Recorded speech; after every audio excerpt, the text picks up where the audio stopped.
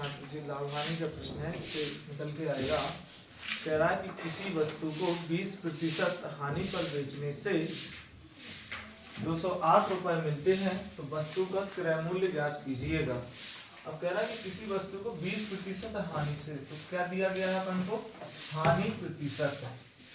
हानि दी गई है कितनी? 20%। हानि अपन को दी गई है 20%। और कह रहा है कि 20% हानि पर बेचते हैं तब उसे कितने रुपए मिलते हैं? मतलब क्या दिया गया है? विक्रय मूल्य दिया गया है 208 रुपए। तब इसका क्रय मूल्य ज्ञात कीजिएगा। तब हमें इसका क्रय मूल्य निकालना है। तो क्रय मूल्य उसने पूछा, तो क्रय मूल्य हमें इसका निकालना है। अगर हम इसको दो प्रकार से देख सकते हैं, कह रहा है कि 20% हानि पर बेचने से उसे 208 रुपए मिलते हैं। 20% हानि हो गई और 208 रुपए क्या हो गया? इसका विक्रय मूल्य हो गया। और पूछ रहा है कि इसका क्रय मूल्य क्या है, यानी कि इसने किस कीमत पर इसे खरीदा है। हम इसको दो प्रकार से देख सकते हैं, तो डायरेक्ट फॉर्मूले से। तो इसको देखेंगे,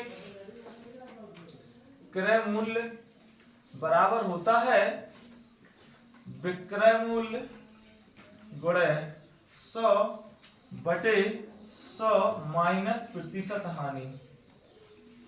प्रतिशत हानि, जब ये हानि दी गई है तो 100 माइनस प्रतिशत हानि लगाते हैं, और यदि लाभ दिया गया होता तो यहाँ पर 100 प्लस प्रतिशत लाभ लगाते हैं। ठीक है, अब इस वाले से हम डायरेक्ट इसमें विक्रय मूल्य रख देंगे। कितना दिया गया है? 208 गुणे 100 बटे 100 माइनस प्रतिशत हानि कितनी है? 20 है, तो माइनस 20 कर देंगे। तो यहां से आ जाएगा कितना जी?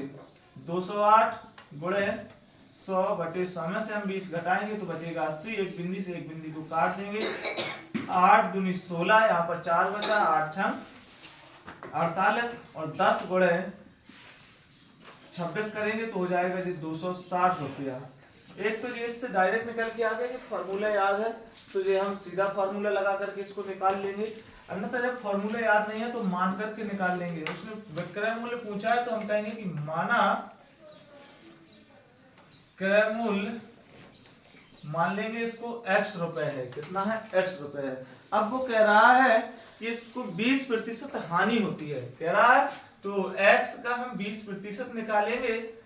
20%, तो अब जब हम प्रतिशत हटा देते हैं तो बटे में 100 आ जाता है। इस प्रकार से हम निकालेंगे 20 से कम 20 और 20 पर 100। कितना आ गया है जी? x बटे 5। यानी कि जब उसका क्रय मूल्य x माना है अपन ने, उसको 20% हानि हुई तो कितने रुपए की हानि हो गई? x बटे 5 रुपए की इसको जो हानि हो गई है।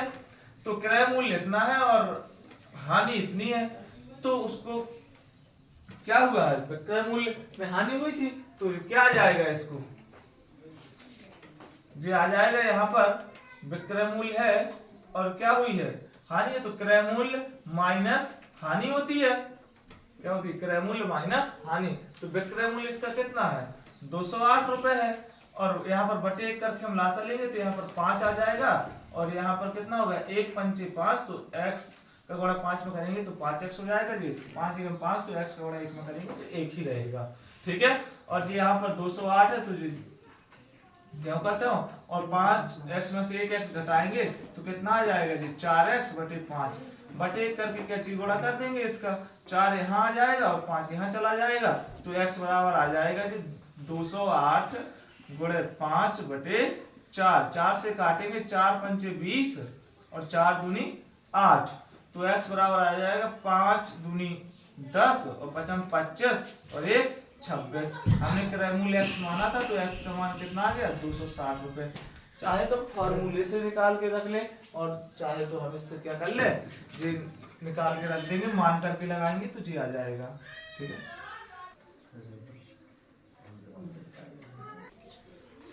जी अपना औसत से रिलेटेड इसको देखेंगे। कह रहा है कि 5 संख्याओं का औसत 20 है, और कह रहा है कि प्रथम 3 संख्या क्रमशः 12, 16, 20 है, तो अंतिम 2 संख्याओं का औसत क्या होगा?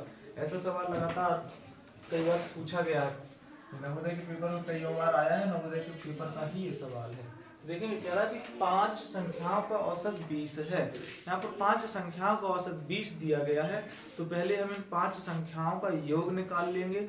जब योग निकाल लेंगे और फिर कह रहा है कि प्रथम तीन संख्या क्रम से 12, 16, 20 है, तो हमें जो तीन संख्याएं दी गई है इन तीन संख्याओं का हम योग कर लेंगे।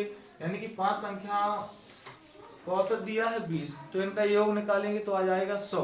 अब जो 12, 16, 20 प्रथम तीन दी गई है, इनको जोड़ लेंगे तो आ जाएगा जी कितना, 48 आ जाएगा इनका योग 48 आ जाएगा। तो 5 संख्याओं के योग में से इन 3 संख्याओं के योग को हम घटा देंगे, तो जितना आएगा वो 2 संख्याओं का योग होगा। 52 आएगा घटाने पर, तो 52 आ जाएगा। 2 संख्याओं का योग 52 आ गया है, तो उन 2 संख्याओं का हमसे औसत पूछा है, तो औसत निकालने के लिए होता है राशियों को 1 बटे राशियों की संख्या। तो योग आ गया है 52 और संख्याएं हैं 2, तो 52 में हम 2 का भाग देंगे तो आ जाएगा अपना 26। ठीक है, हमें इस प्रकार से तो इसको लगाना है। चलो देखते हैं। वो कह रहा है कि 5 संख्याओं का औसत कितना दिया गया है, 20 का औसत कितना है, 20 है। तो इनका योग कितना आ जाएगा, योग निकालने के लिए क्या हो जाएगा, इसमें गुणा हो जाएगा। तो आ गया है इसका योग 20 पंचे 100, कितना आ गया है, योग आ गया है 100। तो अब कह रहा है कि प्रथम 3 संख्याएं हैं, तो ये 3 संख्याओं का योग निकाल लेंगे। यहाँ से 3 संख्याओं का योग, कौन कौन सी है वे 3 संख्या, एक है 12 प्लस 16 और एक है 20। तो इनको जोड़ेंगे तो आ जाएगा 48। अब 3 संख्याओं का योग आ गया है 48। इसमें है 5 संख्याएं और ये है 3 संख्याओं का योग।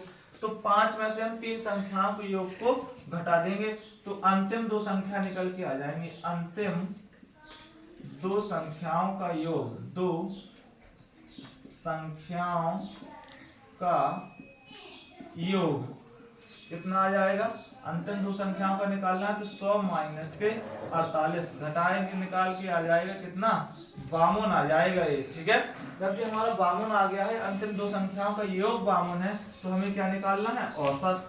तो औसत हमें निकालना है, तो औसत बराबर होता है राशियों का योग बटे राशियों की संख्या। तो इनका योग आ गया है 52 और अंतिम 2 संख्याएं, तो बटे में 2 कर देंगे, 2 से काटेंगे तो कितनी बार कटेगा, 26 बार कटेगा। तो औसत कितना आ गया है, अपना औसत आ गया है 26, और यही हमसे इसको पूछा गया था। ठीक है, तो ये अपना आ जाएगा 26 भी है अपना सही है।